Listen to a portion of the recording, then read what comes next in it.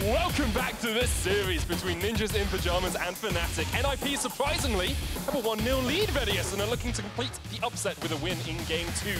Fnatic, trying to fight back, have selected the blue side. No surprises there. I always believed in the Medic. Ever since the start of the series, I said NIP 2-0 Fnatic. It's difficult to challenge that, you know, when you have no video evidence or any of the like, but also with the performance that we saw from NIP. Exceptional laning phase, the fact that Nagne got a solo kill onto Caps, the way in which they executed a lot of those team fights. A lot of impressive things happened, but you have to have the caveat that Fnatic did try a few new things. A lot of them are on champions that they're not used to, and I feel like that we saw an essence of that from some of their players. I agree, but they were also trying things that are relatively meta. It wasn't too far out of the book. It's not like a Heimerdinger mid or something crazy. It was picks that we expect to see, apart from perhaps the Azir, and Fnatic should be expected to be able to play at their highest standard. We said it in the game. If you can't beat the team that have gone 1-10, you're struggling. Yes, that is a valid observation. And looking into Game 2 now, I wonder how Fnatic will adapt. Will they stick to what they tried in Game 1? Will they just say, you know what, we played bad, we can play better. Let's keep going with this different set of champions that we know are not right now in our wheelhouse, but we really want to add them to our pool to fall back on them a little bit later? Or do they say, you know what, we want to win. We do not want to lose to the 1-11 team. We do not wish to join Rocket to be alongside the team that has only lost to NIP this split. And maybe they go back to comfort. Maybe we see Caps on something more like the Orianna, maybe the Kayn. Maybe we see, hopefully for them, I'm sure they want to get their hands on the Gragas again for Broxah, something that he's had a lot of success and comfort with not too long ago. And maybe they go back to that comfort. You never know.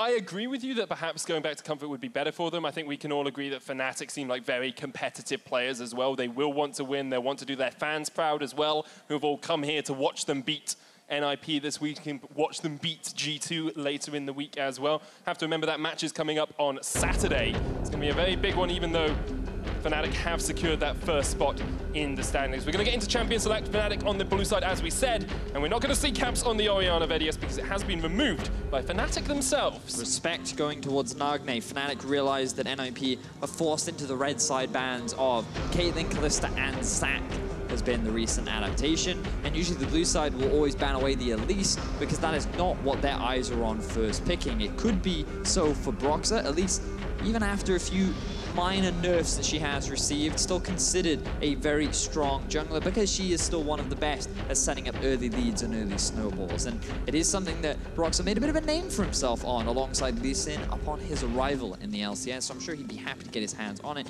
if it was free to do so. And I'd like to see Fnatic have a bit more of that early game impact. They were behind NIP at that 15-minute mark, and NIP continue their 100% win record when they are ahead at 15 minutes in the latter half of this split. More respect from Fnatic towards Sprattel, specifically from the NIP with the Alistair ban, and it's a Caitlyn ban from NIP. And Jarvan being banned away, this forces Ninjas into a bit of a tricky situation. Do they ban away the Kalista to give Elise and Thresh over to Fnatic, or do they ban away the Elise, giving away the Kalista to Fnatic?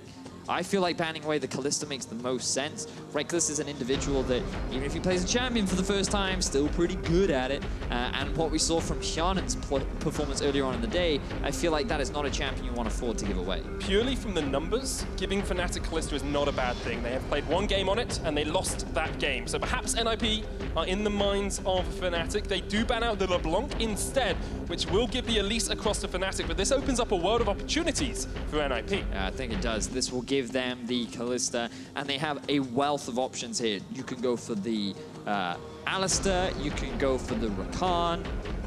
My apologies, Alistair has been banned away, but it does raise the value of Kalista and Rakan especially. Thresh as well is another great combo. Right now, Kalista is just such a great AD carry that pairs so well with a bunch of different supports that locking it in is definitely a safe thing to do, especially after HeaQ's great performance. But now you're looking at Fnatic going for something like a Tristana themselves, because it is a great answer to the Kalista and is one of the few AD carries that have been left available. See Fnatic really prioritizing that at least 100% win rate for Broxah on it across the course of the split. There's going to be a Gnar here for Profit in the top lane, so no Thresh lock here for NIP. They've left that support pool a little bit more open as Fnatic get to their second set of picks. The thing is, if you go for an early Thresh, that runs the risk of enemy Fnatic going for a Tristana Braum or a Tristana Tahm Kench, which means that you can't get that same level of early snowball that you typically want from a Kalista lane. Therefore, they're holding onto it for a little while. They want to see what gets locked in, and then that can they can pivot on where they go with their support choices. So I think if Fnatic locked in a Braum now, you're very likely to see something like the Rakan come out from the side of NIP. Fnatic have a track record as well of holding their top lane pick until later on in the draft. They have a 100% top lane counter rate, and once again that will be enacted in this game, as we see already the top laner for NIP is going to be a Cassiopeia for Caps in the mid lane. We expect could of course go tops. Last time we saw that out of Fnatic, it was Huni playing it in that 2015 summer split. I'm expecting it to be in the middle lane. If it is locked in, I wouldn't be surprised if we saw the Talia come out from Nagne. Azir is a fine matchup into it as well. A little bit risky, of course, because the early weaknesses that Azir does have. But instead, Nagne shifting his priorities onto one of the more powerful mid laners that we have in the game, in the current meta. Syndra, very, very potent. And now we're looking at a lot of support bans from Fnatic. I wouldn't be surprised if we saw a few from Ninjas in Pyjamas as well. But alternatively, they could look to ban away things like the Camille, who does relatively well into the Gnar. And they may even choose to ban away the Kled, but it wasn't that much of a threat in game one. Have to wait and see. A little bit of different composition from both of these teams coming into the second ban phase. It is a Thresh taken away from Fnatic, as you predicted. Alongside that, NIP removed the Camille from sOAZ in that top lane. Just thinking about some of the additional supports that are available. Again, like looking at things like the Rakan. The other one is the possibility of a cannon. But you really want to be careful about when you pick the cannon up with the Kalista, because it is a very powerful all-in lane in the bottom lane, but into certain matchups it can be a little difficult. Like Janna will make a cannon's life hell. So you want to make sure that you don't just blind pick it, and it will make things a little more difficult. But Ninjas, I'm sure they'd be very comfortable locking in their jungler right now. They could go for the Kayn is still available. It was banned in game one. It was something that Sjokz brought out against Misfits, and they were able to get a win on that champion. Alternatively, they could just go for the Sejuani once again. Have that front line. Have someone who can soak up the damage and act as a tank. And I'm super surprised that we haven't talked about it at all. Gragas is something that we thought would have a lot of priority in this game, but we were so distracted because of the early priority on the Elise from the side of Fnatic. And it gets through the second ban phase as well, because Fnatic put that support focus, and now we'll see Fnatic having to pick their own support and NIP having the support counter to round it out. It's so important for Fnatic to have a strong bot lane, because Jesiz, we praised him at the start of the last game, but he ended up going 0-7-4 on that Thresh in game one. So he had a great early game, but his later game impact significantly less. So we'll have to see if he can change that up with the Braum now. Very much what we expected in our discussions. And when you look at some of the top lanes available, wouldn't be surprised to see something like a Kled again. But maybe they want something a little bit more early game to pair it with the Elise to try and have that early dive potential. But you're kind of limited in terms of your options. Cho'Gath is a possibility. Rumble is another option. And it will look like that will be the additional threat. But there is a lot of AP right now on the side of Fnatic. Yeah, Elise, Cassiopeia, and the Rumble. Usually Rumble picked. You have more AD coming out from the rest of your team. NIP have a few options here for support. Could go for the Janna themselves if they want a bit of disengage. Could, of course, go for the Lulu as well. These more utility supports rather than the melee engage supports we tend to see.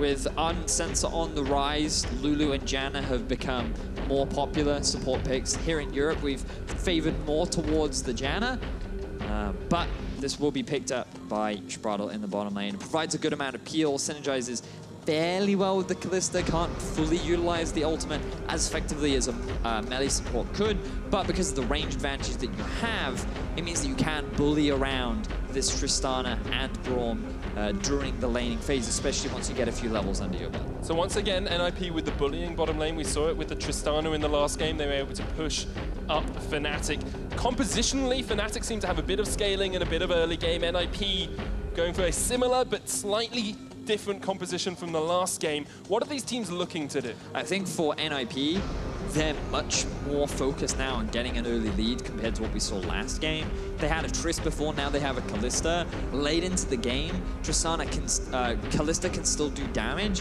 but from a relative standpoint, Trist is going to do a lot more. So you want to try and get an early lead, hit that 2-item spike, force the snowball, pair that up with the Syndra too, who excels around the 2-3 items as well, and you want to try and run away with things using these two carries from HeaQ and Nagne, whereas Fnatic, they're more than happy to scale into the late game. They have early threat from the Elise, but it doesn't matter if they aren't able to quite get that early snowball. Elise is mainly there to shut down the early snowball attempts from the side of NIP. Once again, we're going to get onto the Summoners with Fnatic looking to maintain their single defeat across the split. NIP looking to improve their single win across the summer split. It is the last game of the split for NIP. Fnatic have one more foe to face after this, and that will be G2 on Saturday.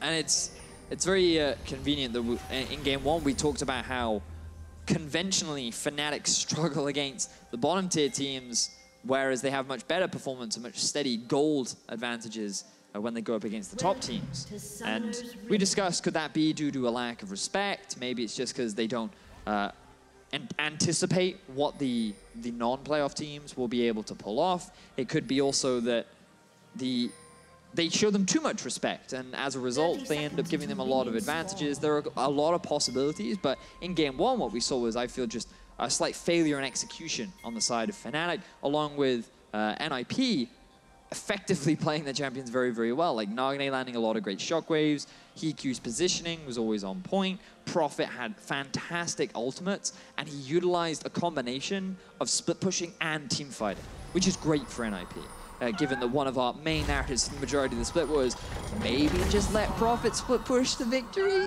So it's nice to see this kind of evolution from the team of NIP. And it's an evolution we've seen across the last few weeks as well, especially from Prophet. He's getting so much more involved with his team, and although he could split push in the last game, his real power came down to when he was landing those 4-man Gnars in fights, when he was helping the team in the team fights later on. Fnatic are going to start at the red. No super leash for them, just going to secure that first Bramble back for Broxah. And meanwhile, NIP, Sjokz will start over to his blue side, allowing both these junglers to get a big camp to start them off. So, not too long ago, Rumble had a few nerfs to the cooldown on his Flame Spitter, which meant that early pushing and early trading, not as strong, but still exists. Which means that when you're going up against a Gnar who naturally pushes during the early game, it's something that you want to be mindful of when you're a jungler. So what you'll see is Sjokz started bot side along with Broxah.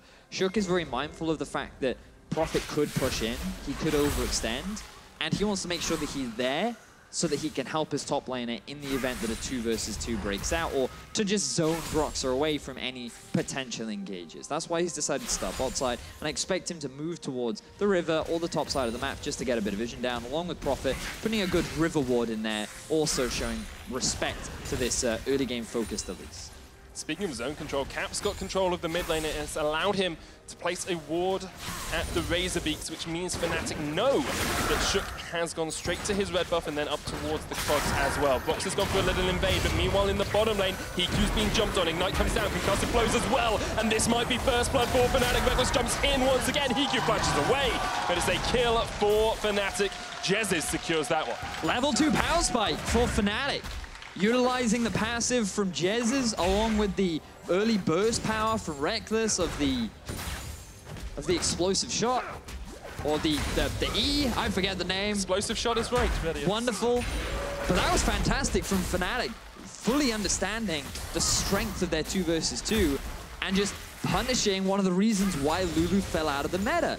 She had a nerf to her base HP, she's super squishy in the early game. One of the reasons why people were picking so much Thresh into her was because you could just all in.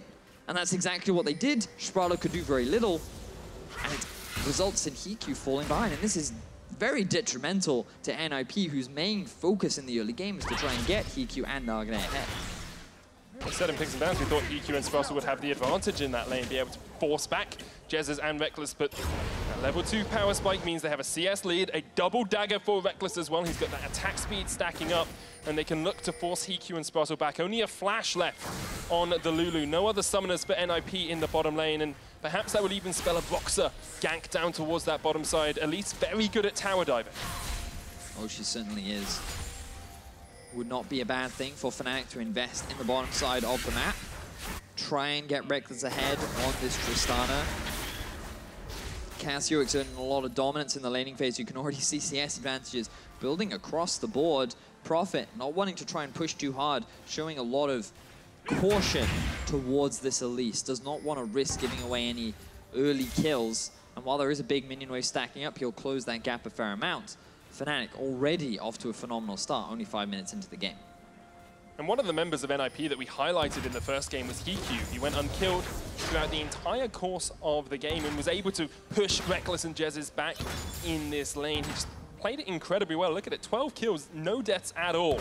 And now we're going to start to see the converse of that coin. We're going to start to see why Rekkles is respected as one of the best AD carries in the West, because even off a loss, he's able to make these early aggressive plays and secure a lead for his team in the lane. Well, now they're looking to extend that lead with Broxah hanging around. You called it earlier, Medic.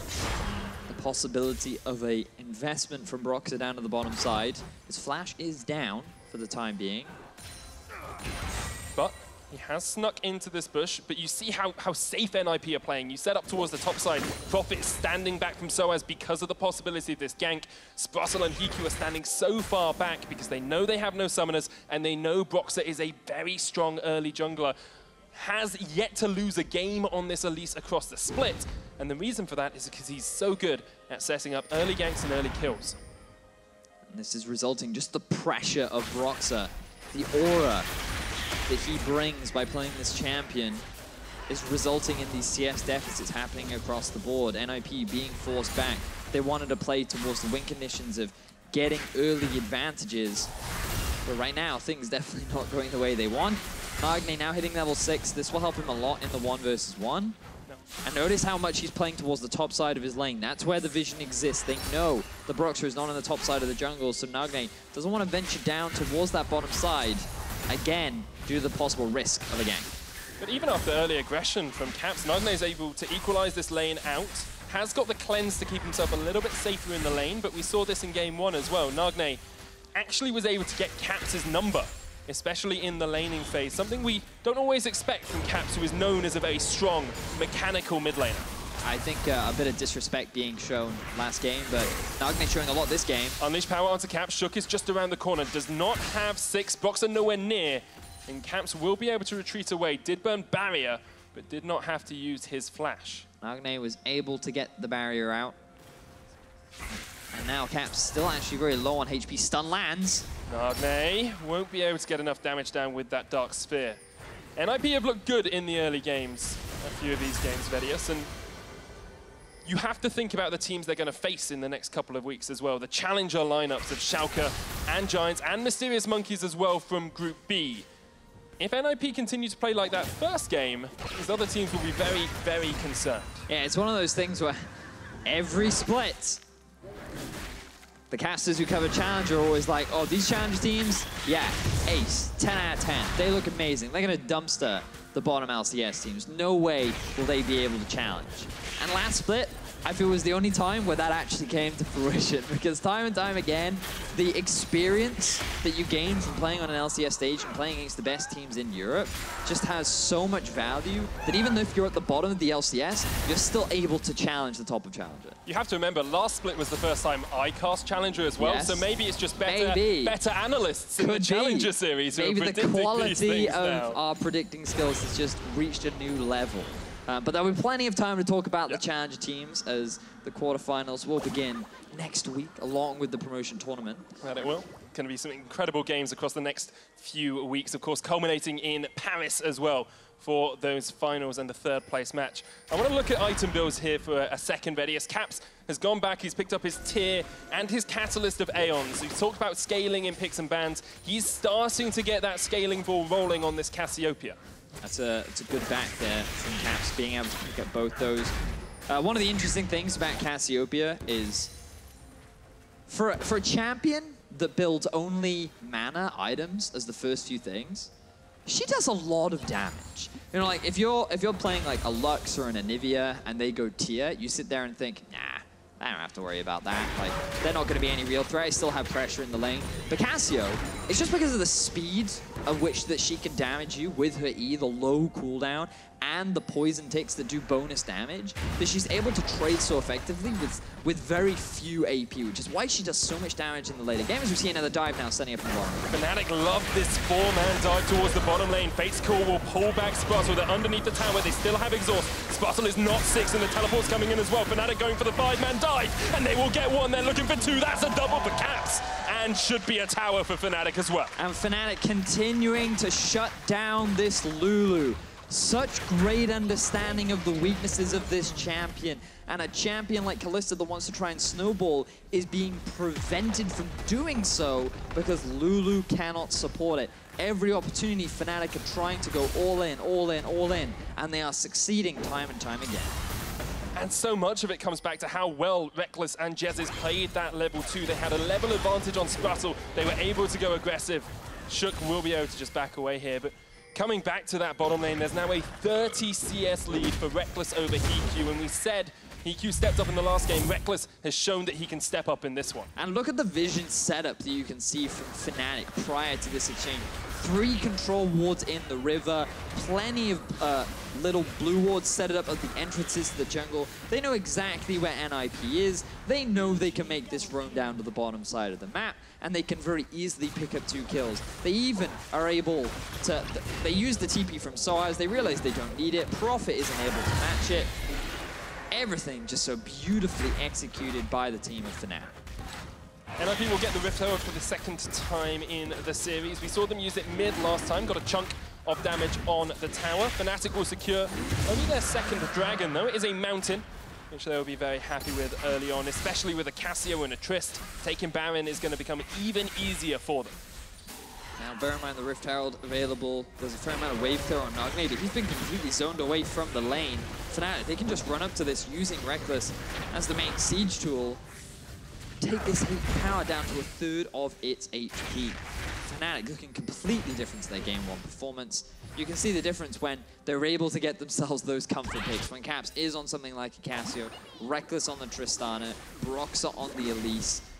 They certainly have not played these champions never before this game.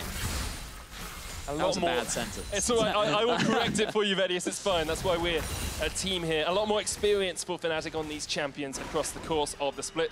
sOAZ has actually not played Rumble yet this split, so this is his first time, but he's played it a lot. He's doing a great job. A lot in his history, yeah, and this is something I wanted to come to, because in the last game, Prophet was able to get a lead over sOAZ in that top lane. We saw he took first tower, and this game, he just hasn't been able to do that to sOAZ, and we haven't seen too much pressure from either of the junglers up there as well, so it seems to be much more of a matchup thing, or perhaps sOAZ is just playing that much better. Well, in the early game, Prophet was very aware of not pushing up, where he could use the range advantage, the slightly longer cooldowns on the Rumble, where he would be weaker and he could start zoning him away from farm and experience and all that jazz.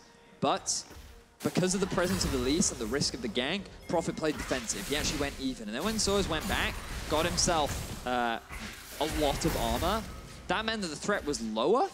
And all sOAZ had to do was keep pushing. As you see a bit of trading in mid. Barrier used by Caps. Does take the grievous wounds from the Morello Nomicon as well. And of course that does affect Cassiopeia because you get the healing off the Twin Fangs. So you can shut down some of her sustain in the lane. We've seen HeaQ and Sprattel come up towards the top side now because they lost that bottom tower. And Fnatic, after taking that tower, have been able to extend about a 3,000 gold lead over NIP early on in this match. So you can actually see Sjokz hanging around the bottom lane. Prophet is there as well.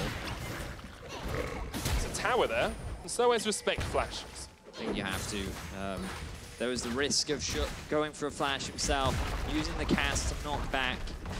They are aware that Nagne's in mid. It would have been a 2 versus 1, but if he gets forced back from the tower, that's an advantage that Fnatic gives away that they don't want to, because they're going to secure themselves to top tier 1, extend the gold lead even more, and continue to play very clean early game. And look at how strong this bot lane has been for Fnatic. They have a 50 CS lead at the 14-minute mark. They have a huge gold income coming out from Tristana and from Jesiz. We said we wanted to see Jesiz step up, and he has definitely done that. Fnatic with the third tower of the game. NIP trying to answer in the bottom lane. Should be able to with this Rift Herald, because sOAZ won't take it down too quickly and isn't even able to pop the eye on the back. So NIP will answer with a structure of their own, and Prophet wants to answer with a little bit more as sOAZ gets jumped on by Sjokz. Of course, he does not have the flash. NIP should be able to secure themselves their first kill of this matchup. Sprattel's going to use the wild growth to jump away, and NIP will be safe in the top lane for the time being. But pressure continues to mount from Fnatic. Taking down that mid-tier 1 is huge, even though NIP are able to answer. If they can get themselves this tier 2, this will be a good response from NIP, giving them a little bit more pressure on the map. Broxah is here to answer. We'll try and respond to this, and Sjokz, of course, doesn't have the flash, doesn't have the explosive cast. Prophet does still have Gnar, with Caps on his way down. NIP need to be wary as to how they escape from Broxah in this bottom lane, because Caps is slithering his way down through the river. Prophet's now gone into mini. He has flash, Sjokz does not. Let's have a body slam. We'll try and get the barrel slow, but the miasma grounds him. The cocoon's going to land as well, and Sjokz should go down. Caps on a killing spree, 3-0 on the Cassiopeia. Good map movement there from Caps. NIP, they wanted to try and get that tier 2 tower. They overstayed their welcome a little bit, and because of the presence of Broxah, they weren't allowed to back, so they could only walk away, allowing Caps to get the rotation, get the kill, and now be 3-0-0 on this Cass, who already completed the Rod of Ages. Just want to check how many stacks he had. Only 2, so he's done it fairly recently, but to get that, the earlier, the better. And Fnatic's early game this game has been so much better than in the last game of the series. They have a 5,000 gold lead 15 minutes in. This is the Fnatic we expected to see in game 1, and sadly, this is the NIP we expected to see as well. Well, it all comes back down to that 2 versus 2 in the bottom lane. We said it in the moment, but we have to emphasize it. This is part of the reason why Lulu fell out of competitive. She is super squishy. She's extremely easy to shut down.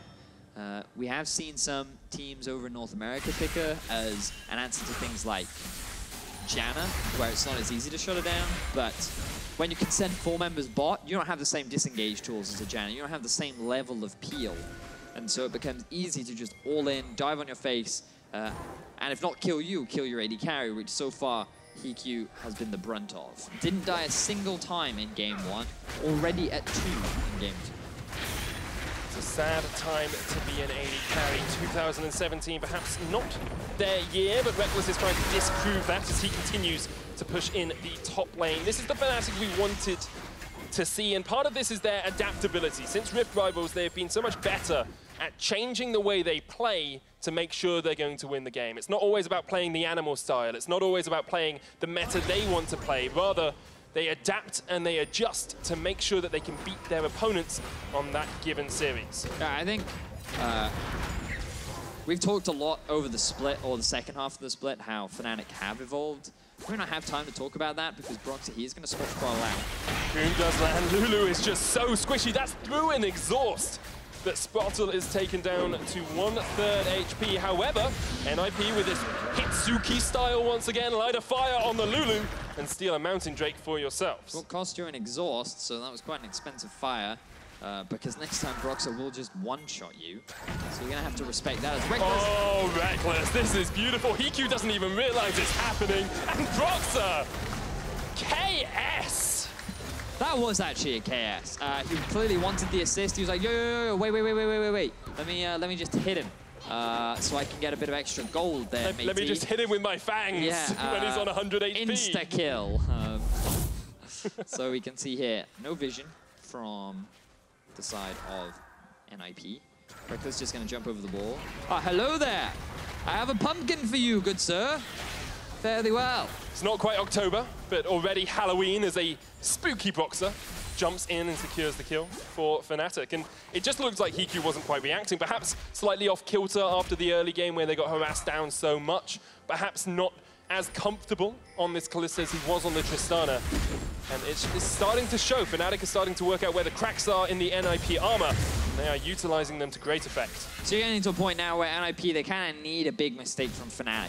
Whether it be a Baron throw, an overextend underneath the turret, someone warding by themselves. Something big has to happen for NIP because we talked about the scaling, we talked about how NIP's reliance is very much on getting an early lead, and right now they do not have that early lead, especially on these two carries.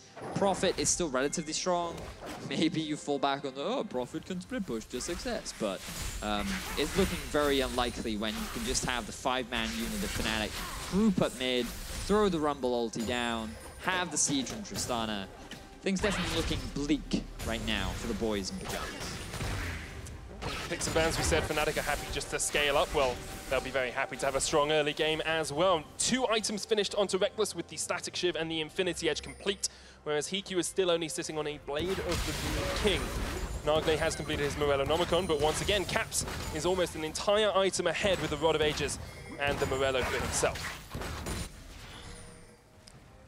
It seems to me that there may possibly become a point where Fnatic's weakness in having too much AP comes back to bite them. You can build Locket of the Iron Solara, you can build full Mercury Treads.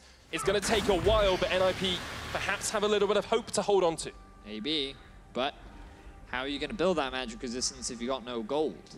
Right now, NIP, they can barely step into their own jungle. They're just taking the scraps of the farm that Fnatic choose to leave them. And while NIP for the now hold onto their top side of the jungle, that's because Fnatic are all grouped up there. They're not trying to fight over the vision right now. Their focus is actually just going to be on the Baron. Now, this is the big risk that we talked about. We've seen a Baron throw in game 1 already, or a Baron stolen away. Step back. Yeah, stolen away by Broxah, but then Sjokz was able to steal away the Elder Drake. So 1-for-1 steals. Sprattel once again in that front line. Needs to realize he's not playing Alistair this game. He's not as tanky as he was in the last. However, Nagne still sitting in an okay position on this Syndra. Fnatic have set up a good vision line here, Vedius. They've got control wards, they've got a couple of deep wards in the NIP jungle. Aye, that they do. I'm looking across some of the itemization that has been finished now. Morello also done for Caps. Cassiopeia. It's all right. I just thought of that. Wanted to share. You mentioned earlier the 2-item spike for Tristana. No! Thanks, man. Thank you. No! Don't give me that thumbs down. That is not allowed. Cassiopeia is an awful pun. That's great. They laughed when you said it. I never said Cassiopeia. That's not fair. You gotta steal my puns, then make them cool. Okay, speaking of Cassiopeia, though, in that middle lane, this is the sort of performance we expect from an MVP of the split. This is the sort of performance we expect from the player with the highest damage per minute. You've already given him MVP of you.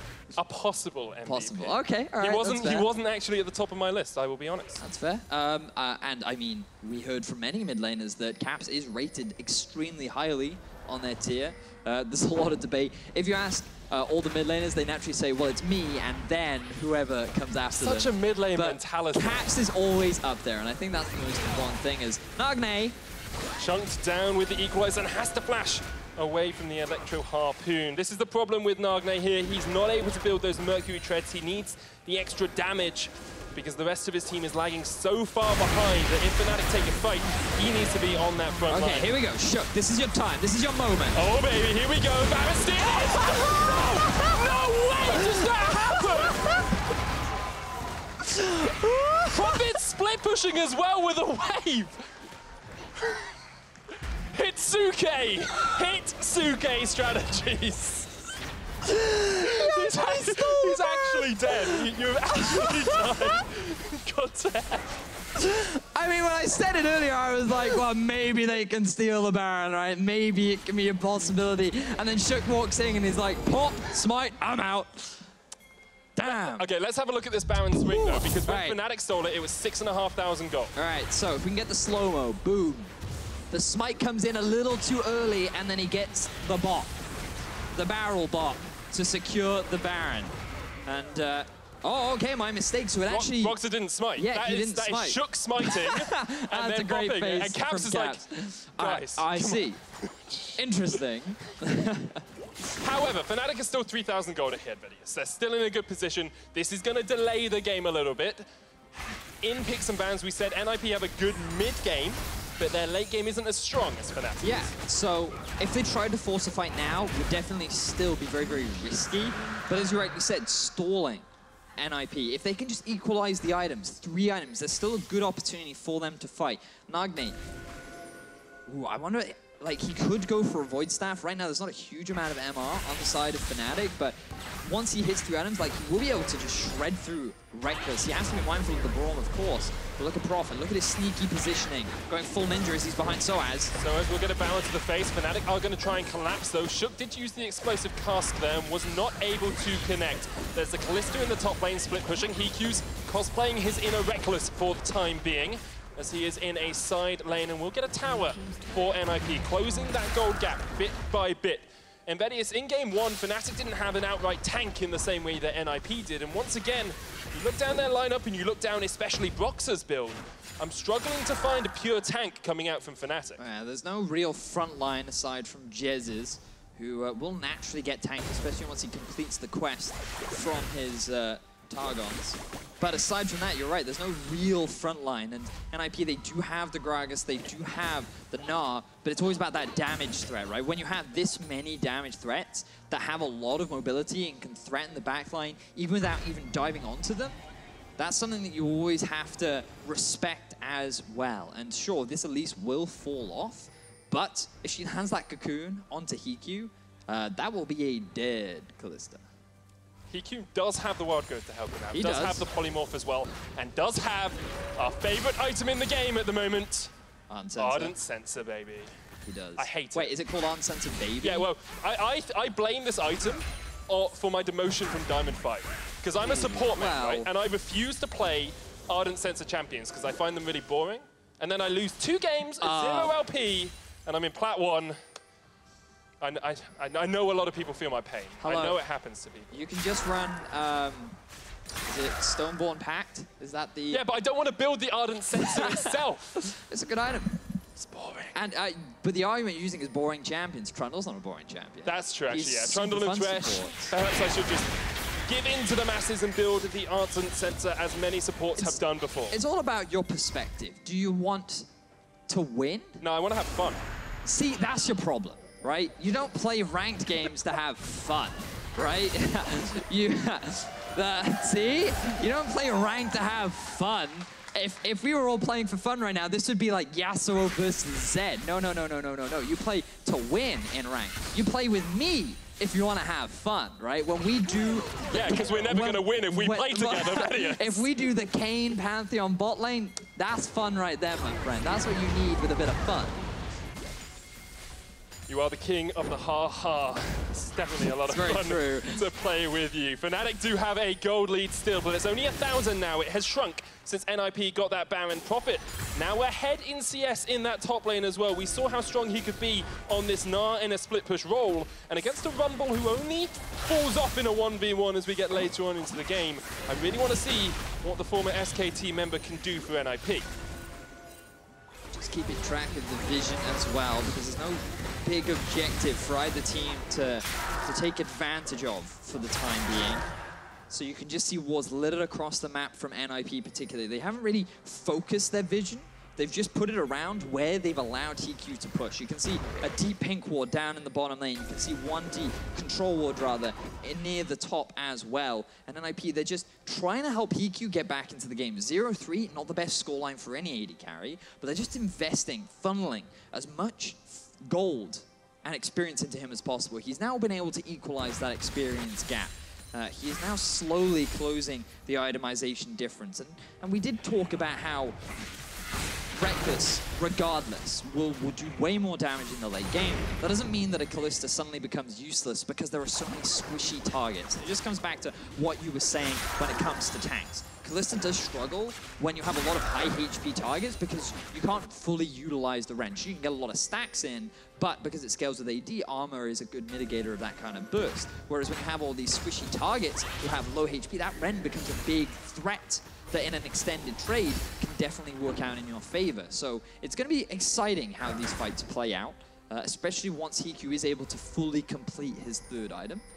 as we do see Nagne now continue going for a Leandries instead rather than the Void Staff. And I love that shift as well. He's recognizing there's not a huge amount of magic resistance that he has to hit through. So he's just going for an alternative build path. Current health percentage damage, a lot of good poke value that he gains, as things like the Baron and Dragon will be respawning in the near future. 40 seconds on the Baron, 50 seconds on a Mountain Drake. Fnatic did pick up a Cloud while we were discussing other things. Not the best Dragon for them to have, but still impactful. We say this every time a Cloud Drake gets picked up. I love Cloud. Well, play-by-play say this every time, because basically we can't see the value in them, so we have to just pretend that they can be good. It adds a lot to the Elder Drake too. We saw how impactful that was in game 1. The more Drakes you have, it's always going to contribute towards that later game objective as well. And the fact that NIP were able to steal away a Mountain from Fnatic is great, because one of the things you always have to look at between both teams is how quickly they take down Baron. Tristana and a Cassio, huge Baron taking potential. Along with Kalista, also another big threat for taking down this Baron later into the game. So if either of these teams get the good setup for that big objective, it could very swiftly turn in one team's favor. Vedius, so often as well, we talk about vision control around these objectives, and I want to just highlight one specific ward. I hope the observers follow me down here, because sOAZ and Rekkles have walked over this ward near the Fnatic red buff twice, and it allows Prophet just to be so much safer down towards this bottom lane. I'm sure we'll go down there in just a little bit to see that control ward, because it is so vital for Prophet in that side lane. Fnatic are going to start up this Baron. Can he do it again? Sjokz. Oh, come on, baby. Come on, Sjokz. Do it for the fans. Do it for the adoring public. Do it to count yourself as a Kingslayer. Can't get there. The Buster Shot knocks him back, and Fnatic do secure the Baron. The Equalizer comes out as well. That catches onto Nagne. Rekkles gets a crit, the Cocoon, the Cleanse, the Unleashed Power doesn't even get through half Rekkles' health. Prophet is still split pushing, did not teleport to join the fight. Exquisite ultimate there from Rekkles, knocking Sjokz over 2 walls. Well, 1 wall to basically keep him away. But keeping him away from the Baron pit to avoid any risk of a steal was massive for Fnatic. Prophet now continuing his split push in the bottom lane. Trading an inhibitor for inhibitor here would be great for NIP, but Fnatic, their eyes are set on the base of their opposition. Yeah, if Fnatic get one fight here, they can perhaps even end the game. Prophet still down towards that bottom lane, looking for the inhibitor. Fnatic secure themselves their first. HeaQ, Rekkles jumps in, has the QSS if he wants to get out, and HeaQ's going to take a chunk. Rekkles just about survives. A Rend would have killed him. And NIP are able to defend their AD carry. They do not get an inhibitor. Sjokz jumps in, knocks Caps back, and Fnatic will escape with their lives. Rekkles just able to base Prophet. He couldn't get the inhibitor. He was too afraid of the other Fnatic members collapsing, but also the damage potential of sOAZ in that 1 versus 1. He's still hanging around though. He knows that he's overextended. Look at the rest of NIP. They're coming for the collapse. sOAZ is going to take a little bit of damage from Prophet. The Frozen Mallet will slow him down as well, but Prophet isn't able to go any further. A second Mountain Drake steal would be great for NIP. Gives them extra damage, of course, to the Baron. With the Kalista, they have a great Baron taking composition. But also the Elder Drake as well, which now will be a big point of contention. Fnatic, though, they've started to group up already. They want to take full advantage of this Baron buff that they have. 1.5 minutes left on top of it. They have a minion wave set up top. Notice Caps walking through the mid lane to push those minions into the base of NIP so that they have to respond. I love the fact that Fnatic are not slowing down. They know that they want to keep the pressure going. They don't want to have to rely on another Baron in order to take the rest of NIP's base. And so many strong performances from Fnatic members in this game. We said we wanted to see them play more like MVPs. Caps is yet to die. Rekkles is yet to die. And this would be them being able to equalize the series if they can close out this game. Have to remember how strong NIP were in that game 1 Vedius, especially when we got to these later game team fights. And although the scaling may be in Fnatic's favor, NIP have shown us they do not give up without a fight. I think it's worth highlighting that this is only game 2. We still, if Fnatic win, are guaranteed a game 3. Both these teams have been playing very well. Even though NIP have been on the back foot for the majority of this game, they've held on. They have not made this an easy challenge for Fnatic. This has not just been a one-sided stomp. I love the fact that NIP, in their final game of the season against the best performing team in Group A, some argue the best team currently in Europe, are making them work for their wins. do not get fed for free in the EU LCS. You have to work for your supper, and Fnatic are working incredibly hard to try and shut down NIP. They're pushing in towards this bottom lane. Just want to focus very quickly on the AD carry itemizations. Only 3 completed items for HeaQ, whereas Rekkles is so far ahead on this Tristana. He's got 4 items and a QSS. He is almost completely built on Tristana. He's about to flame Horizon his opposition as well. Level 17 on the Trist. Rekkles has had a phenomenal game too. Here comes the equalizer, zoning them away from the tower. Pushes them back, and Nagne takes a cocoon as well. That's a cleanse burn. He has no flash as well. NIP as a team are flashless apart from Prophet, which means they have to be that much more defensive in their holding of these inhibitor towers. So Fnatic have now successfully taken every Tier 2 tower of NIP that stands in their way. 1 inhibitor has been taken in the middle lane, and there's top and bot left remaining. So Fnatic still maintain full control over the map. Those 2 control wards from NIP still remaining. At this point in the game, slightly less value because Fnatic are going to be spending more time in your half of the jungle than in their own. And as Rekkles approaches full build, I'm keeping my eyes on the spawning of that Elder Drake. It is going to be so impactful. 2 dragons either side. If either team can get it, it can swing the turn of a fight in an instant. And it will mean so much moving forward. There's a beautiful symmetry as well between the G2 Roccat series and this one. Roccat went ahead, G2 played a very strong second game, and then Roccat were able to win it in the end. I'm sure Fnatic will not want that final game to replay itself in this series, but this is what we want from the top team in Europe. This is the more considerate, the more patient, the playing around your composition, around your power positions in the game. Now Caps is basically fully built, only sitting a little bit off that final couple of items. Rekkles is almost fully built, and NIP, they have to find a perfect fight. It has to be point perfect for them to win. Sprattel has to use exhaust on Broxah, who doesn't even engage for the full fight. Fnatic have NIP by the scruff of the neck. They put down another equalizer. They're looking for this final, for this inhibitor in the top lane. Redemption comes down as well. There's the tower down. Prophet still in the bottom lane, looking for an inhibitor of his own. NIP will be able to answer without giving up an inhibitor yet. But keep your eyes on the mid lane as well, because there are a lot of minions that are just knocking onto the Nexus tower doors. And here comes a TP from Prophet. Gonna jump in, Sjokz jumps straight to the back line. He's gonna get grounded up. Wild Growth comes out as well, but they cannot keep him alive. Prophet trying to get in with the flank on the back line, but sOAZ has jumped straight onto HeaQ. The unleashed power will knock back sOAZ. Prophet gets a huge stun. That's a shutdown on Caps, and sOAZ is dead. HeaQ, this is your time to shine, but Rekkles, Jesiz, and Broxah will get away. NIP, they need to get back to the mid lane. That was a great fight for them, 1 for 2, but if they lose an inhibitor, could very well all be for naught. They're able to keep their remaining base alive. They forced the Fnatic squad back. The setup looked promising, but the execution was poor from NIP. The TP flank from Prophet is what I want you to keep your eyes on. Look at how far away Prophet joins the fight from. You can see he is so far from this fight, but that by the time the channel completes, the front line is already dead. And the only reason why NIP are able to turn this is because Jesiz jumps in, and then Nagne gets a beautiful 4-man stun off with the ulti into E combo. Multiple members get locked up. HeaQ is free to deal DPS in the backline. We talked about how there are multiple squishy units, and you're able to see the damage that they throw out now. sOAZ is in base. He does have the TP. They don't know that this Baron is going on. It's dead. Another Baron snuck under the eyes of Fnatic. This is something our bottom team seems so good at doing. Roccat first, and now NIP, the second Baron of the game for NIP.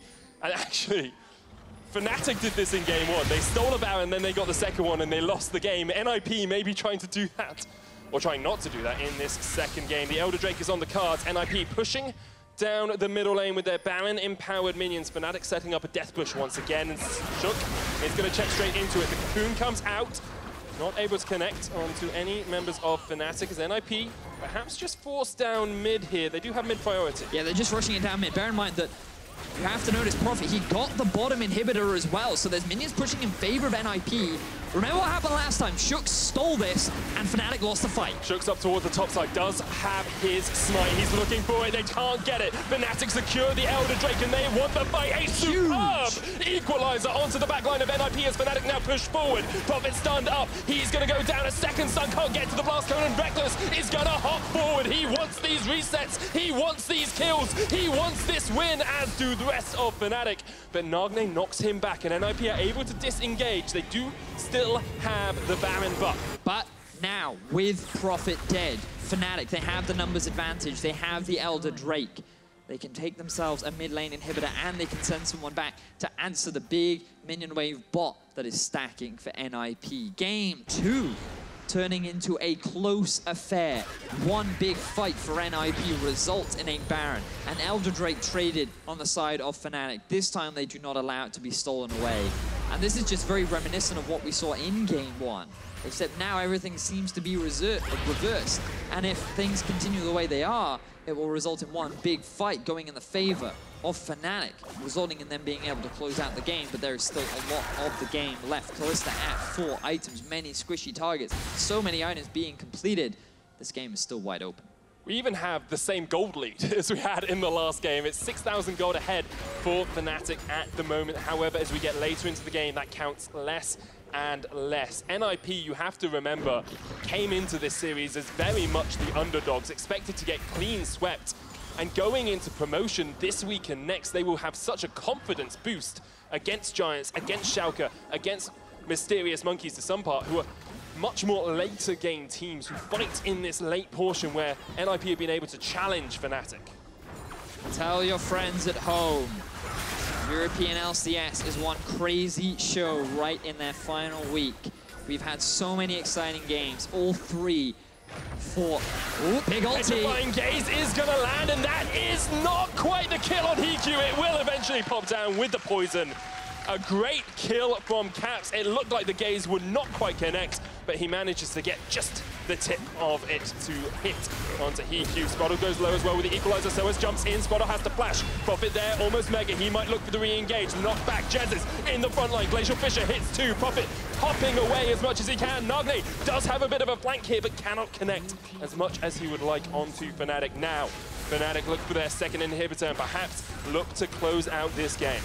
HeaQ is only just started building his QSS. This is the first time that he gets hit by Caps' ulti. He was 0-3 for so long, and that crucial death will give Fnatic priority over the base, but they do not want to hard commit. They do not want to run the risk. They still show respect towards Nagne. Their bottom inhibitor has respawned, and they want to go catch the wave so that it doesn't take it.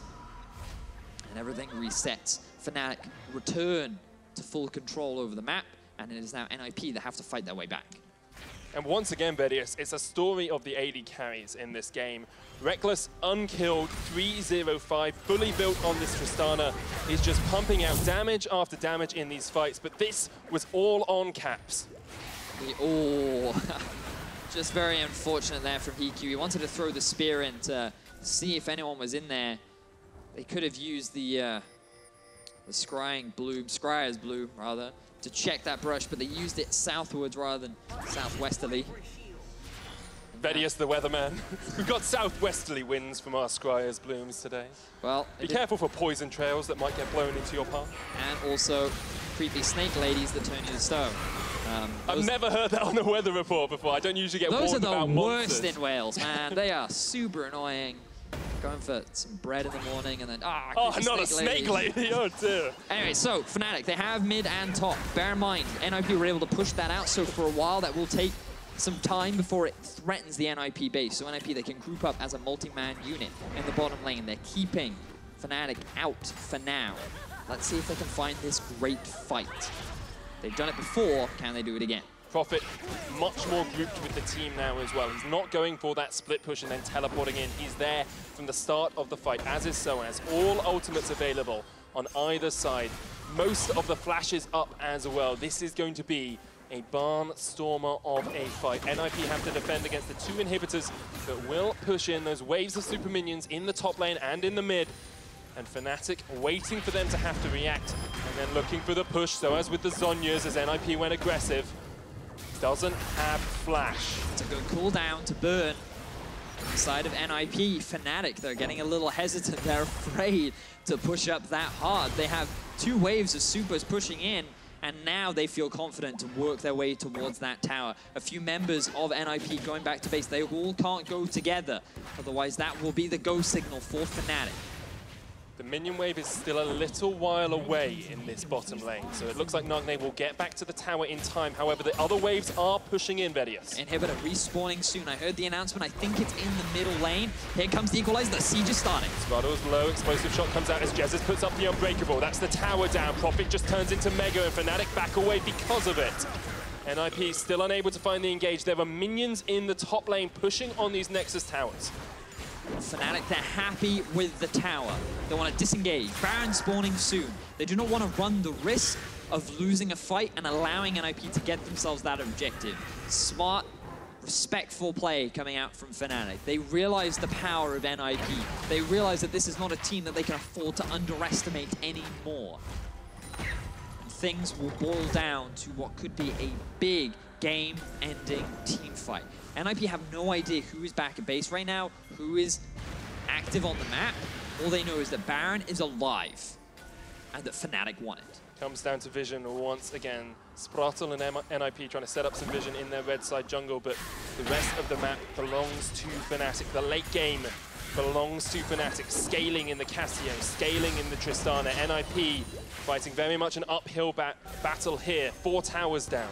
7,000, almost 8,000 gold behind as well. And you know what? Scaling's good and all, but what's scaling gonna do against a Nagne ultimate in your face? If Rekkles gets barreled back into the rest of the team, and Nagne is able to dish out the deeps that he's been so vigilantly building up, that could be the win condition for him. As a fight starts. sOAZ down to half. HeaQ trying to kite back dodges out the cocoon as well. And sOAZ is squishy. No tank, remember, on this Fnatic lineup, apart from Jesiz, who really only has the locket in the face of the mountain. Fnatic do have to be incredibly careful as to how they engage and when they take these This is going to be fast. This is really fast. Holy moly, it's already down to half. As Sjokz looks for the engage, will get the ward in. Is he going to go? Sprattel there off towards the side as well. The miasma comes down. It's still on 2,000. Sjokz going to jump in. He does not get it. Rekkles is low, and now NIP have to take this fight. They need to win this one out, but Fnatic are looking to disengage. Profit gets stunned up, and Rekkles opens up the guns. Jump in from Sjokz, looking for the knockback. sOAZ down to half. Caps off towards the top side, still has a blast code. Look at Profit, he's low. Has a GA though. Jump in from sOAZ with the flash. As Fnatic are able to re-engage the fight and force NIP back. Fnatic still want a little piece of this. Rekkles especially. Oh baby, there's your MVP. He jumps in once again, perhaps seeing if he can catch out another member of NIP. Nagne, Jesiz is going to walk straight into him. sOAZ TP's in for the flank. Is this it? Jesiz dead to HeaQ. The kill on the GA as well, but now sOAZ is going to get knocked back, and that's a dead Rumble. Only 3 members of Fnatic left alive. With this Baron buff, they can push in, but they have to be so cautious as to how they fight NIP. They're just about able to keep their mid inhib alive, but it doesn't matter as Rekkles is in debate. Fnatic, they've lost 2 members, but they walk away with the objective that they want. Now, can NIP get the re-engage? Sjokz doesn't have flash, but Profit cannot quite land the Gnar. That could be it. That could be Fnatic being able to reset and take this fight, because Caps wants this bot lane inhibitor. Fnatic want these inhibs down. They want people to know that the old kings still live in Europe. They will back. That was boring. Wow. I built it up. I built up this huge hype moment, and Fnatic like that was boring. That was a great series of events. Fnatic, NIP, so clutch, so close. This time, it is Sjokz goes in, he smites. Notice how Fnatic, they just stop. Rekkles takes a huge chunk of damage, and there comes the early smite out from Sjokz. Broxah is this time able to get the smite down. He does not lose out in the smite battle. They are now 2-2. And Sjokz, he tries to go for the re-engage, but that miasma acted such a strong zoning tool that NIP did not feel confident committing to the engagement. The barrel was used so early from Sjokz, trying to force Broxah out from the pit that he couldn't afford to commit anymore. The Gnar ultimate wasn't available for Profit. And it ended up in, oh, Jesiz, okay, he overcommitted a little bit. They thought that with the sOAZ flank, they could try and go for something in their favor. But sOAZ ends up dying as well with only 3 members. Fnatic, they cannot close out the game. 48 minutes in. The gold don't matter anymore, Medic.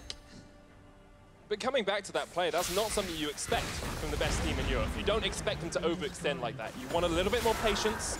You want a little bit more composure in these late game fights. But it's this late into the game. You've been playing for a very long time now. You also have in the back of your mind that you might even have to play another one. And if you can get that pick, if you can get that game in, sometimes your brain tunnel visions. And it happens. I don't want to criticize him too much for it. The blue buff will reset. It looks like NIP will not get to the Elder Drake fast enough to contest. Will they even choose to fight? There are a lot of pings coming out right now. They back away. Fnatic have the Elder Drake on everyone and the Baron on 3. They're looking for the bot lane in here. In 10 seconds, Vedius, this will be the longest game that either Fnatic or NIP have played this split. And perhaps we are getting to that point where it's a little bit unknown. You're not used to having to play this late into the game, and so decisions can go awry at times. NIP is still with the defense, though. This has been so strong from them, and you have to give them credit. As a lower tier team, as the bottom team in Group A, they have held off the league's best in many people's eyes for an incredibly long time, even when Fnatic have had 4, 5, 6, 7,000 gold leads, a 10,000 gold lead now, and as much as it doesn't matter, that has to impact you and your motivation. Prophet's going to jump onto sOAZ. He's low. sOAZ burning through him. The Wild Growth comes out. Prophet looking for the Mega. sOAZ with the Zhonya's back up once again. And Jesiz so much better on this support this game. HeaQ dodges out the Petrifying Gaze. Uses as well the Mercurial Scimitar. Fnatic will take their the third inhibitor of this push. And it's just the Nexus towers between them and a game 3 in this series. Fnatic, they have everything. There is only 2 Nexus towers standing in their way and an NIP squad that is full of motivation to get a series win to end the split. That's a lot of damage onto HeaQ, but the ulti's down. Here they go. They're going for the fight. sOAZ is down to 400 HP as well, and Nagne I think they're gone. They're out.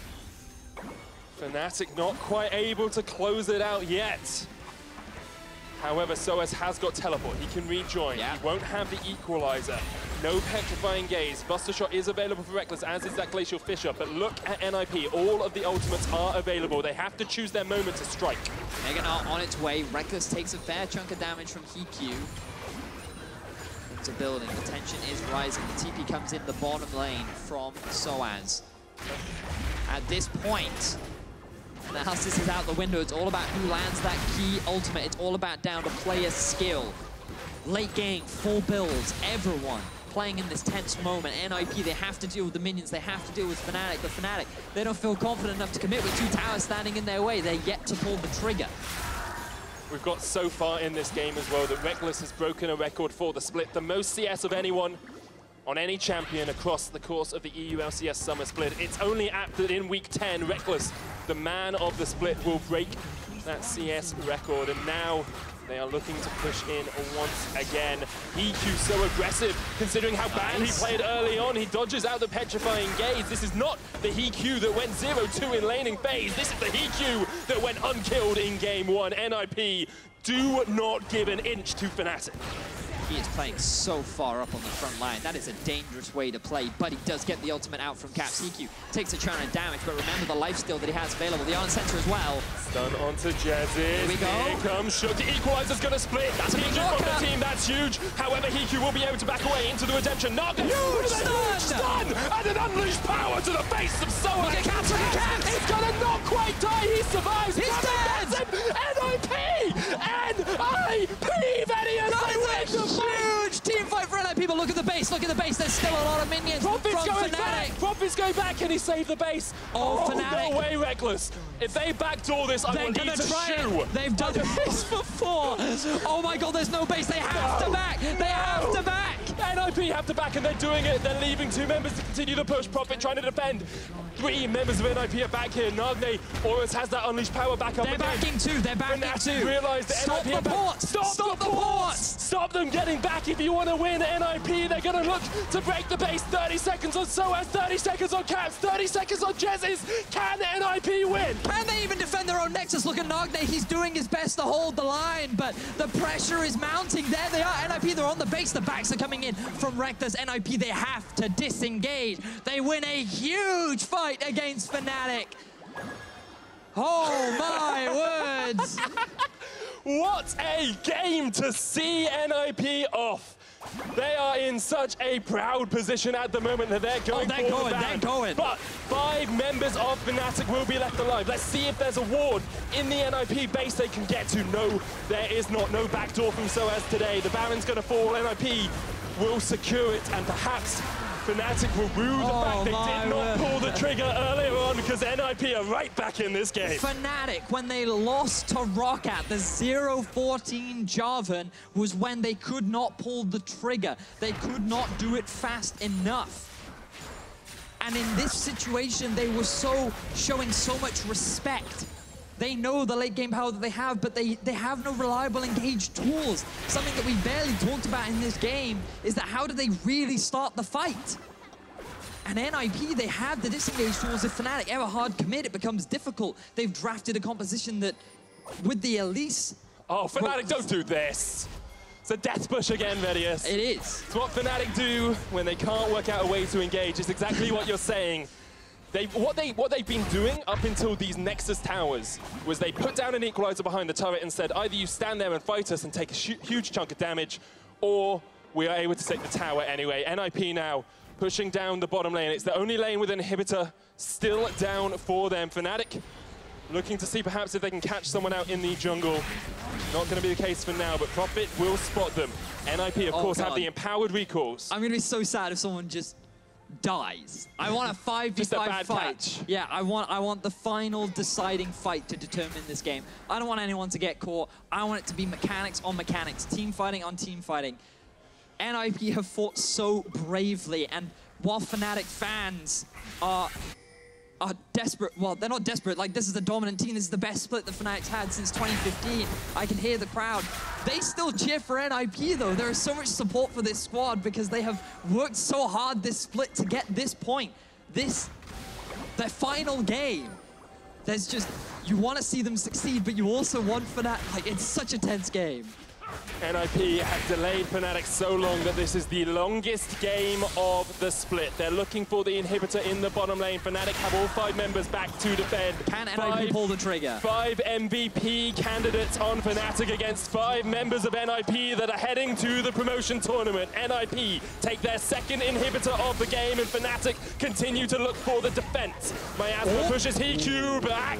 Explosive cast does not connect as Sjokz would have liked. So, a little trigger happy there, Sjokz. At least we know he's willing to engage. NIP, they know they have the Baron. They feel the confidence welling up inside them, but a goal to this point means nothing.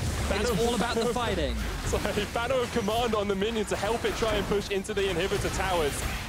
We haven't even talked about 6 item builds because everyone has been there for so long. Forget the items, HeaQ has caught up. That is important. He can now stand even further on that front line. sOAZ trying to get the harpoons to hit, but HeaQ is dodging them like a crafty whale.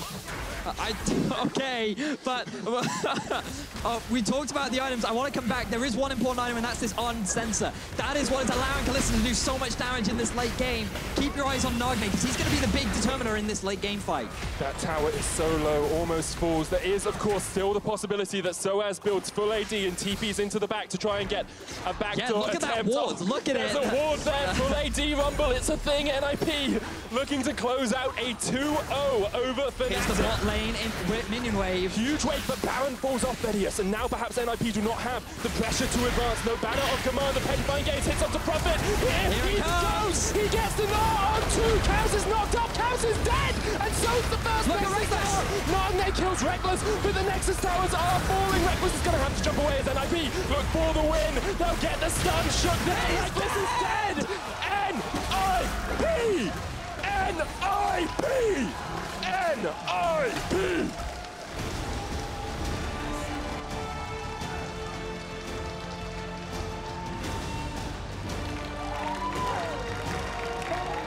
Vedius, you predicted it. 2-0 for NIP. I bow to your prediction powers, because that was one of the most impressive wins I have seen against Fnatic. In fact, one of only 2 wins I've seen against Fnatic across the entire split. Oh my word. NIP, what a performance. Fnatic looked so dominant. We thought it was going to be a quick game 2 into an exciting game 3, but no. NIP, they held the line. They defended the gate. They kept their Nexus alive until the very end. And you can't focus in on one player. So many did so much in the late game fights. Prophet had so many monumental ultimates. Sjokz getting those clutch barrels to get someone just at the right time. Nagne with phenomenal stuns. Just such an impressive performance from the team that went 1-11 during the regular season. Now 2-11. They can end their heads held high. NIP, that is one of the most impressive performances I have seen in my career as a caster, never mind across the EU LCS, to hold on for so long against a force that has been dominant throughout the rest of the split. We talked time and time again, who's the Fnatic MVP? We said, is it sOAZ, is it Broxah, is it Jesiz? And all of them have a claim to lay on that title. But today, on this ground, NIP are the MVPs. And it's super important to take into consideration the fact that in game 1 there was a discussion like, oh well, Fnatic, they weren't playing their comfort champions, they were trying some new things, they wanted to add things to their repertoire. And that's fair, I understand that. You still had a good performance, a lot of strong individuals that maybe you couldn't quite work. But then you come into game 2, Tristana, comfort pick on the AD carry. In the middle lane, you've got the Cassio for Cap, something that he has played time and time again. Elise, the first loss for Broxah on that champion. And sure, the Rumble, this is something that sOAZ has brought on in the past. He hasn't played much of it this season, but it's something that he's very well known for. Like, these were not new picks. These were comfort. This was Fnatic playing at their best. And at the very end, their composition just made it too difficult for them to engage. They couldn't find the fight. NIP were not falling for the traps. And they were able to get the win. And I don't want to take anything away from Fnatic. I think they played the majority of that game exceptionally well. They shut down the Kalista. They prevented that snowballing win condition. They showed maybe a little too much respect to their opponents, but at the end of the day, it was NIP that came out on top, and it was just such a thrilling series. It's a bit of a shame that it ends in a 2-0. That it is. Player of the series, I don't think there's much doubt as to this. HeaQ in game 1 was unstoppable. In game 2, a poor early game, but then the ability to step forward time and time again, to step past the miasma, was just absolutely beautiful to watch. We'll soon hear from their support, Sprattel. I believe an interview is being set up as we speak, so we'll get into that as soon as possible. Vedius, I want to come back to what this means for the two teams as well. I'm going to focus on NIP, because Fnatic are already top of Group 1, top of Group A. We know that they're going into the semi-final berth. We know they're going to Paris in either the final or that third-place match. But NIP have promotion tournament to face. And it's not like last split where it was Origin and Giants and everyone said they're going to get beaten. It's such a great performance by them, and the rest of the teams will be struggling to face up against that. That's very true, and to add to that, it's going to be even more bittersweet for G2 as well, because if they had beaten Roccat, that Fnatic versus G2 would have determined first place. Didn't even think of that. NIP proved that Kings can bleed and pick up their second series of the split. Let's head over to Pyro with a word from their support. Thank you very much, gentlemen. And wow, Sprattel, you not only 2-0'd Fnatic, it was on the last day of the split for you guys. It was the longest game of the split. Is that how you imagine beating a team like Fnatic? Not necessarily. Like, honestly, I didn't really expect to beat them at all, you know? But it feels good to just, like, get a 2-0. Even if it doesn't matter at all, it's like, it's still nice to just win games, you know? So, yeah, it feels good. It feels good. It has to feel good when you get that big victory, even though you guys are going to be promotion bound. I'll get to that in a minute. But it seems like the team is improving so much over the last several weeks. This is now your second victory. And I noticed a lot of the times it's coming from these Baron calls or Elder Dragon calls, and you guys are just coming up very clutch in objective fights. Is that something you've been focusing on? Not necessarily. I think it's more about us just actually taking some risks going on stages. Like game 1 today, we went for a 50-50 Baron where we wanted to just stop Jarvan from getting Baron. But it's still risky, and we lost the Baron at that point, and it's fine. We just had to wait 7 minutes and we try again, you know. But it's not something we've been focusing on. It's just more getting used to the stage. We have 2 Koreans in the team who doesn't speak a lick of English before getting here, so everyone has to get used to each other, and we're just a new team, you know. So it takes time to just get used to things, I would say. So it's not something we've been working on, but it just comes with time, I think, small things. It seems like it is finally starting to come together and not a moment too soon. Now, who is the one who's really making a lot of those calls? Is it democratic, or is it one particular person that's telling you guys to go in for the 50-50? I think it's a bit mixed. Like, I guess it's mostly me, because I have the how do I say it? I speak the most in the team, like shot calling wise. But usually somebody else brings it up, like, hey, can we do Baron? And then it's like, yeah, let's go for it, you know, as a team effort. So like, I wouldn't like say anyone particularly, but I would say everyone just calls it out. And if we agree as a team it's a good call, we have to go for it, you know. It seems to be working out more often than not. Now, you guys are going to be heading into the promotion tournament. However, you've now taken out the Kings of Europe. So, I mean, how's your confidence that you're going to be able to survive those promos? I'm not sure about confidence, but like we're not like worried about it or like scared at all. Like I think it's going to be good games, honestly. Like maybe like bad good games. And I don't think it's going to be clean like maybe this last game, but I think all 4 teams are honestly quite even, like in some ways. I don't think like there is anyone who's like the favorite, you know, and I don't think anyone is like the worst. So I can't say like I have a favorite to face. I think it's gonna be fun to play against everyone. Like I have Gillis as my old teammate in Giants, and like Sjokz is my old like organization. So I have like, it's just gonna be fun games, I think. I think so too, and I think I like the way you put it. Good bad games. We definitely have a lot of those. Thank you very much, Sprattel. Congrats on the win. Thank you. All right, we're gonna go ahead and send it out to the analysts to close out the day. Wow, lovely interview there with Sprattel. Lovely shoes as well, very hip and happening. And well, great to see NIP racking up that victory, which we didn't see coming. I definitely didn't see coming. And just with the promotion tournament around the corner, I can't even imagine the confidence boost that these guys must be getting. Yeah, just winning against Fnatic must be a huge confidence boost, and also has to put a lot of fear into the challenger teams. Yeah, that's true. If they see how NIP can perform in a high pressure situation, I want to take a look at the final fight that turned it all around, because we thought, yeah, it all comes down to one fight, but realistically, are they going to turn it? And this is how it happens. Yeah, so Sjokz goes in, and I believe it's Nagne actually catches a big stun, and the amount of damage that comes on sOAZ as this fight opens up. And from here, NIP already see it, and we have that funny back and forth moment where they're trying to rush it down. But at this point, Joey, we've been talking for like the last 15 minutes about Fnatic not having any engage. How critical is that to this NIP being able to take the game in the end?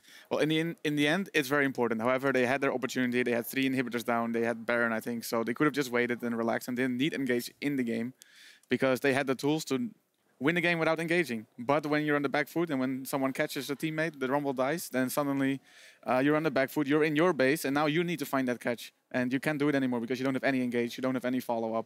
And then the team suddenly looks really bad. I want to take a moment to appreciate Nico de Pico and his reaction.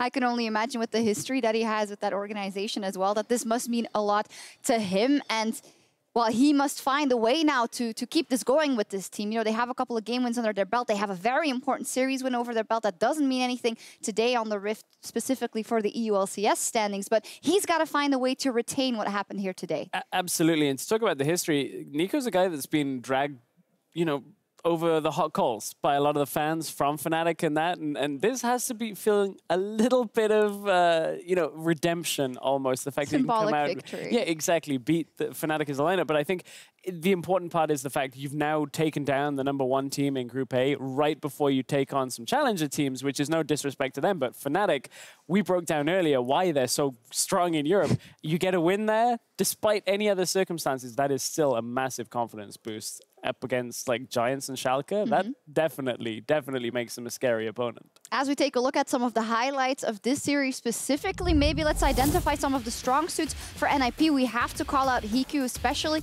in that Game 1 and also in Game 3. And overall, he's been a good factor for the team. So he might be or become a very important player. Is there any other players that you guys would want to highlight that really stepped up today?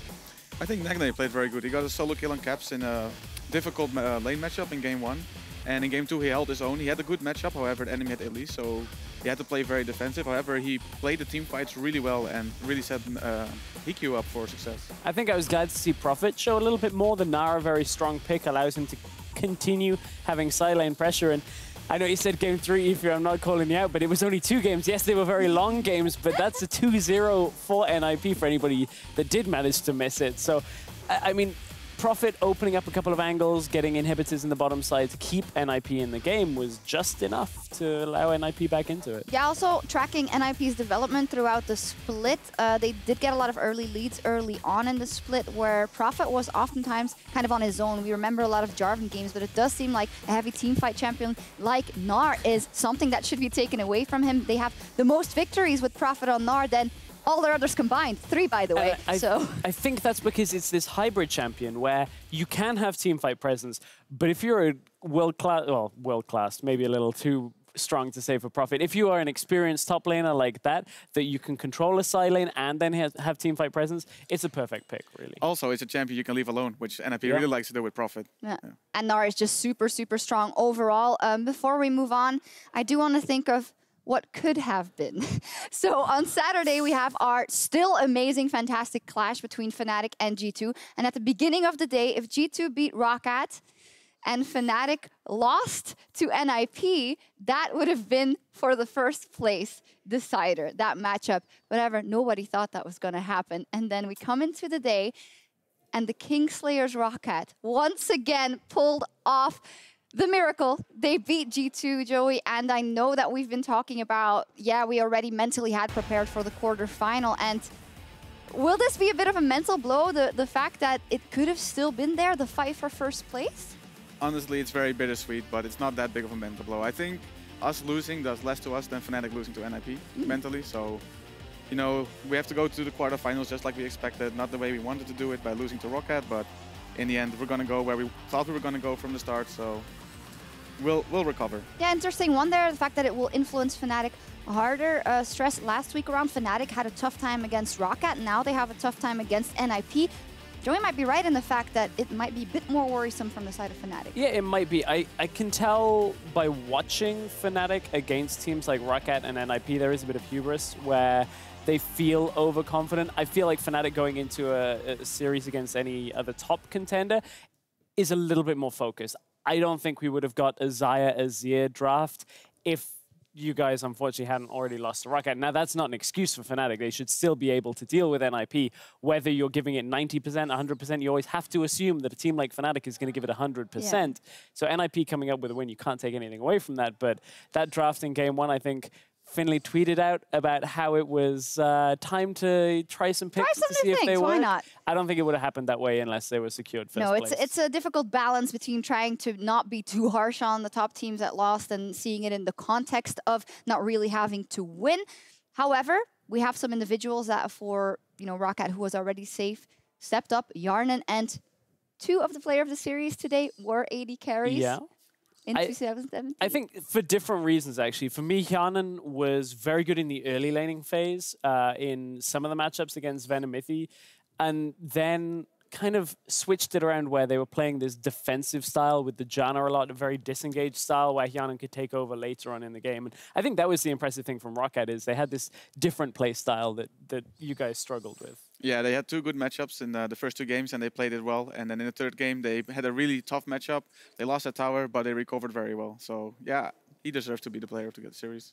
Well, and with all of that, Fnatic still facing G2. And you did say there is still something on the line. So much talk about Kings. I mean, I've decided that we are the Kings until we lose in the playoffs, if we lose. Yeah. But Fnatic can take the interim title from us on Saturday. So if Fnatic beats G2 on Saturday, the interim crown will be on their heads. But of course, it only gets decided in the finals. Maybe we'll get a good preview. And that also means with today's results that Group A is now locked, but there's still a lot to fight for in the top of Group B. However, that also means that G2 Esports in the quarterfinal will be facing Splyce. So for the first time. For the first time, and for the first time that you guys play a quarterfinal. So what are the thoughts going into that? Well, we have played Splyce in the finals last year in summer, and we've scrimmed against them a decent amount. I think we're favorites. There's no real surprise there, so I'm guessing 3-1, maybe a 3-0. But Splyce is a team that can surprise very well, especially with Wunder. He sometimes picks champions that you don't see coming, and then they can take a game or 2 off of you. I'm definitely, as a viewer, it's exciting. We were talking about this to see kind of a different order of things, to see G2 in the quarterfinals, to see Fnatic get that bye. It's a mix-up, because otherwise it would have been G2 steamrolling everyone. And I'm sorry, Joey, but sometimes we want to see something else. Yeah, on the lead up to Worlds as well, you get to see the likes of Fnatic on the up. I think the G2 Splyce matchup Bottom lane is super interesting. You get the Mickey-Cobby duo against Sven and Mithy, who just not to take anything away from them, but Sven and Mithy don't look like the unbeatable Sven and Mithy that have splits gone by. So very fun matchup. Anything to comment? I disagree. No comment. Yeah, they'll be happy that you said that as the coach. We took a look there at the standings, and Group B is up tomorrow, and there's still stuff to be decided. Mysterious Monkeys, H2K, and Unicorns of Love Vitality. Much like today, if everything goes as planned, that means that the H2K Unicorns of Love matchup of Sunday will be influential for the first place. However, is there an upset on the cards? Well, Kikis is trying to make it out like there's going to be an upset, signaling to Odo Amne at this point.